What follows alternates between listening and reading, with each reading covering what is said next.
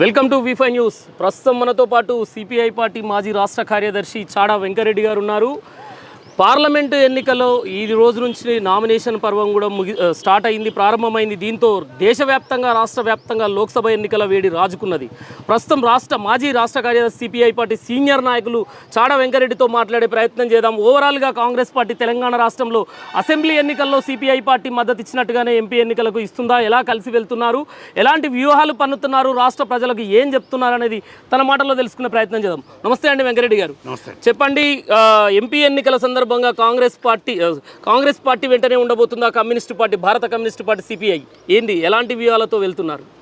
దేశవ్యాప్తంగా బీజేపీ కట్టావో దేశకో బచావో నినాదంతో మొత్తం మీద బీజేపీ మళ్ళీ అధికారంలోకి వస్తే ఇంకా ప్రజాస్వామ్యం ఉండదు. ఇప్పుడే ఈ మధ్యన చెప్తా ఉన్నారు, రాజ్యాంగాన్ని మారుస్తామంటా ఉన్నారు. కాబట్టి ఇండియా కూటమిలో కూడా లెఫ్ట్ పార్టీ సిపిఐ భాగస్వామ్యం ఉన్నాయి.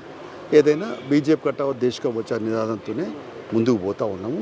తర్వాత ఈ తెలంగాణలో కూడా మేము అసెంబ్లీ ఎన్నికల్లో కలిసి ప్రయాణం చేశాం. ఇప్పుడేమో మేము 5 సీట్లు అడిగాం పార్లమెంటు. అందులో ఏ ఒక్క సీట్ ఇచ్చినా మేము పోటీలో ఉంటాం, గెలుస్తామని మాట్లాడతామని చెప్పాం. వాళ్ళ నుంచి ఇంకా స్పందన రాలేదు. అయితే మేము కూడా ఏదైనా ఈ జాతీయ పార్టీ నిర్ణయాన్ని మేము ఆలోచించి నిర్ణయం తీసుకుంటాము, ఇండియా కూడా ఉన్నాం కాబట్టి ఆలోచిస్తామని చెప్పాము. సరే, ఇప్పుడు ఏదైనా వాళ్ళ నుంచి స్పందన వస్తే దాన్ని బట్టి మేము నిర్ణయం అంటే ఇంకేమన్నా అవకాశం ఉందా అలాంటిది? ఈ రోజుతో నామినేషన్లు ప్రారంభమైనాయి. ఇక నామినేషన్లు ఇవాళ ప్రారంభమైనా ఇంక 25 దాకా ఉన్నాయి, రోజులు ఉన్నాయి కదా. ఎప్పుడైనా ఒక 2 రోజులు. సిపిఐ పార్టీ సీనియర్ నాయకులుగా ఉన్నారు, ఆ సీట్లు ఏవేవి అడుగుతున్నారు మీరు? మేము అడుగుతున్నది ఖమ్మం, నల్లగొండ, భువనగిరి, వరంగల్, పెద్దపల్లి 5 సీట్లు మా పార్టీ నిర్ణయించి అడిగాము.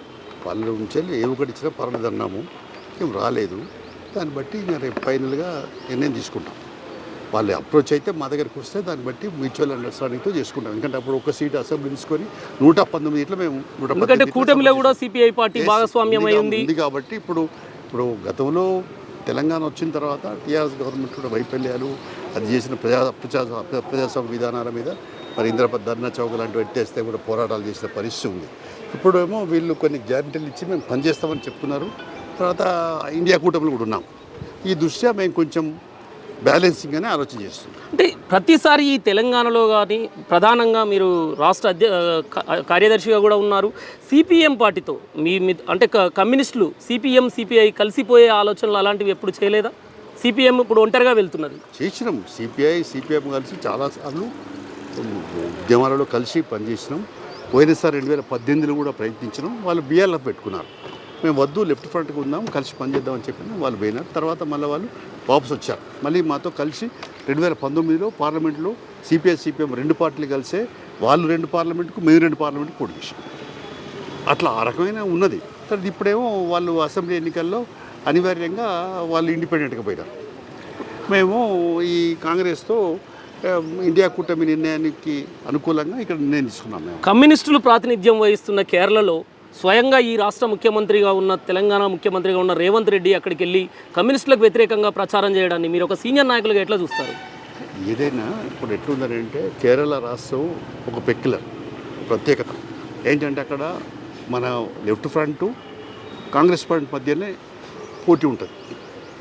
అందుకనే అక్కడ బీజేపీ అనే దానికి నామరూపాలు లేకుండా చేసే దానిలో భాగంగానే అక్కడ పోటాపోటీ నడుస్తూ ఉంది. అయితే మేము మొదటి నుంచి కోరేది ఏంటంటే మా రాహుల్ గాంధీ అక్కడికి వచ్చి పోటీ చేయడం కరెక్ట్ కాదని చెప్తూ వచ్చింది మా పార్టీ, రాష్ట్ర పార్టీ, జాతీయ పార్టీ కూడా చెప్పింది. కేరళ వాళ్ళు కూడా చెప్పారు. కానీ ఆయన అక్కడ మళ్ళీ మనం పోయినసారి చేశాడు, ఇప్పుడు సెకండ్ టైం చేస్తూ ఉన్నాడు. కాబట్టి దాంతో కొంచెం ఇబ్బందికరమైన మరి మా అంతిమ లక్ష్యం ఏంది?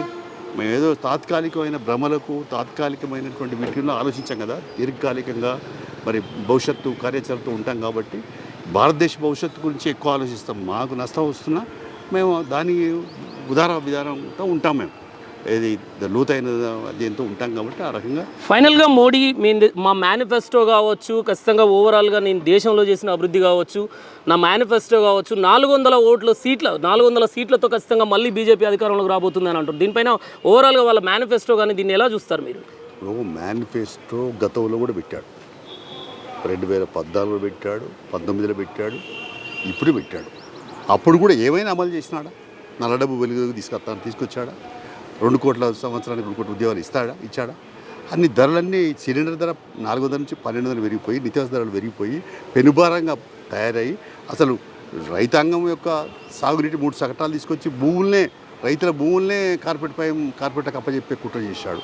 కార్మికుల హక్కులు మొత్తం రద్దు చేసి 44 చట్టాలు తీసుకొచ్చి 44 చట్టాలు రద్దు చేసి 4 వాటి తీసుకొచ్చాడు. కాబట్టి ఈ రకంగా అన్ని రంగాలు కూడా బడుగు బలహీన వర్గాల మీద దాడి చేస్తున్నటువంటి పరిస్థితి ఉంది. ధరలు పెంచి పెనుభారం మోపుతున్నారు.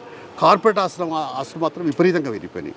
జీవన ప్రమాణాలు మాత్రం ప్రజలు పడిపోయినాయి. అందుకని ఇది అప్రజాస్వామ్య ప్రభుత్వం, నియంత్రిత ప్రభుత్వం, మతోన్మాద ప్రభుత్వం. అందుకని దీన్ని ఓడించే లక్ష్యంగానే వామపక్షాలు, ప్రగతిశీల శక్తులు కలిసి ప్రయాణం సాగించాల్సిన అవసరం ఉందని మేము భావిస్తాం. బీజేపీ ఫైనల్ ప్రశ్న, బీజేపీ వాళ్ళు మాట్లాడుతూ కమ్యూనిస్టుల ప్రాబల్యం తగ్గడంతో, కమ్యూనిస్టు పార్టీలు కొలాప్స్ అవ్వడంతోనే వాళ్ళు కాంగ్రెస్ పార్టీల చుట్టూ వాళ్ళ గుమ్మాలు తొక్కి మరీ సీట్లు అడుకునే పరిస్థితి వచ్చింది.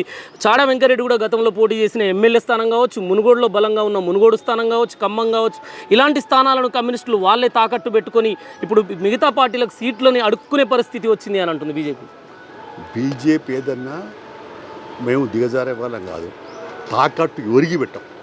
ఇప్పుడు అలా గతంలో కూడా కాంగ్రెస్తో అలయన్స్ ఉన్న ప్రజల పక్షంగానే పోరాటం చేస్తాం. నేనే ప్రత్యక్షంగా లీడర్ అసెంబ్లీగా ఉన్నాను కదా, తెలంగాణ మీద ఎట్లా కొట్లాడినాను, ఎట్లా ప్రశ్నలు ఇచ్చినాను. తర్వాత తెలుగుదేశంతో ఉన్న మేము భూపోరాటాలు, ఉద్యమాలు చేసినాం. ఇప్పుడు ఎవరికి తాకట్టు పెట్టి, ఎవరికి తలవంచి తలదించే పరిస్థితి లేదు. మేము ఎప్పుడు ప్రజల పక్షంగా ఉంటాం, వీరోచిత పోరాటాలు, ఉద్యమాలు చేస్తూనే ఉంటాం. అయితే ఇప్పుడు ఎందుకు ఈ పరిస్థితి వచ్చింది అంటే, నీకు ఓపెన్గా చెప్పేది ఏంటంటే, మీ ప్రేక్షకులకు ప్రేక్షకుడు చెప్పేది ఏంటంటే, ఇవాళ ఎన్నికలంటే ప్రజాసేవకులు పోటీ చేసే పరిస్థితి అని ప్రశ్నిస్తాను. ఏమున్నా డబ్బున్నవాడు అంటే మందబలం లేదా అంగబలం, అర్ధబలం ఉన్నవాడే పోటీ చేసే పరిస్థితి వచ్చింది. ఇలా పార్లమెంట్ సీట్ అంటే ఏంది, 100 కోట్లు ఉన్నాయంటారు. ప్రజాసేవకులు ఎప్పటివరకు ఉన్నారంటే 72-82 వరకు ప్రజాసేవకులు గెలిచారు. ఆ తర్వాత వాళ్ళతో ఉండేటువంటి గుండాలు వీళ్ళంతా ఆ తర్వాత నుంచి వాళ్ళు గెలుస్తూ వచ్చారు.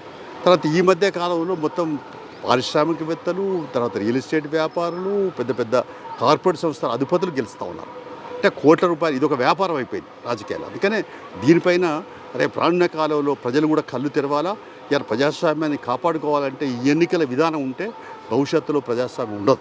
అందుకని దానిపైన మేము సీరియస్గా ఉన్నాం. ఏదైనా ఇప్పుడు కమ్యూనిస్టుల దగ్గర డబ్బులు ఎందుకు ఉంటాయి? ప్రజల మధ్య ఉండేవాళ్ళు, ప్రజల చేత, ప్రజల ద్వారా, ప్రజల కొరకు ఉద్యమాలు నిర్మించేవాళ్ళు. కాబట్టి ఈ రకమైనటువంటి పరిస్థితిలో మేము కొంచెం బలహీనపడడం వాస్తవం. ఎందుకంటే డబ్బు లేనివాడు గెలుస్తలేడు ఎవడు.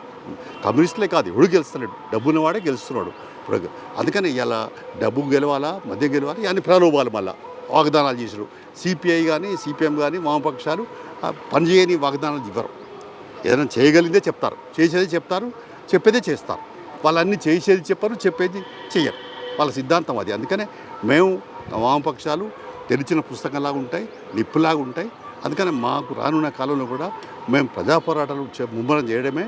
మళ్ళీ మేము ఈ ప్రజల మధ్యలో ఎక్కడైతే పునాదులు కొంచెం బలహీనపడ్డాయో ఆ పునాదులను పదిలం చేసుకోవడానికే మా ప్రయత్నం రానున్న కాలంలో చేయాల్సిన అవసరం ఉంది. ఆ వైపుని అడుగులేస్తాం, ఆ వైపుని పనిస్తాం. కమ్యూనిస్టులు మళ్ళీసారి కాంగ్రెస్ కూడా ఇచ్చిన 6 గ్యారెంటీలు అమలు చేయకుండా వీటి మీద పోరాటం చేయడానికి సిద్ధమా? తప్పనిసరి కదా. ఇప్పుడు ఏదైనా ఎవడు హామీ ప్రజలకు ద్రోహం చేస్తే ద్రోహం చేసే వాళ్ళకి వెంబడే పడతాం.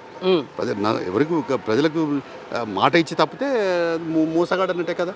ఎవడు మోసం చేసినా మోసాన్ని ఎదిరించడమే లక్ష్యం.